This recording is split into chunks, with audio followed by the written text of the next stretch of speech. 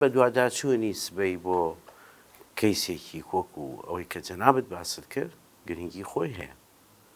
ڕۆژنامەنووسی ئەبێ بە دوای ئەم قەزیانە بڕوا، بە تایبەتی قەزی دەستگیرکردنی چالاکوانێک بێ، ڕۆژنامەنووس و میدیاکارێک بێ، کەسێکی دیاری ناو کۆمەڵگەیان ئینسانێکی ئاساییش بێ، زۆر ئاسایی کرێکارێ بێ،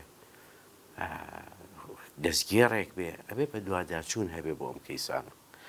بەڵام بەداخەوە لەبەرەوەی بە دوواداچوون نەبوو ئەم کەیسە بە شکڵە لە شکڵەکان فەرامۆش کراوە. بە دوواداچوونی ئەوە گرنگ بوو و بەڕاستی دەرەنجامی باشیشی هەبوو، وەکو سەرنجمانداوە لە میدیاکانەوە و دەستخۆشیتان لێکرد. هەموو جۆرەکانی میدیا لە هەرێمی کوردستان ئەوەی کە زاڵتیایە، ئەو بابەتانی کە زاڵنتیایە بابەتی سیاسی ئامادەن، هی کۆنگری ڕۆژنامەنووسین، هی پەیوەندیکردن و دیدارێکە لەگەڵ بەرپرسێکی دیاری کرا و نەقڵکردنی لێدوانێکێتی هەڵوێستێکی بەیاننامەیەکێتی، واتە شتی ئامادەکراو، شتی حازر بەدەست هی ڕۆژنامەنووسی تەمەڵ.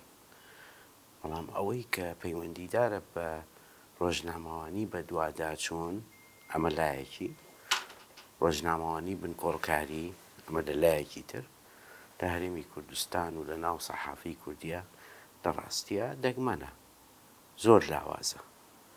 ئێمە پێویستمان بە سەحافەی ڕۆژنامەگەری بە دوواداچوون هەیە.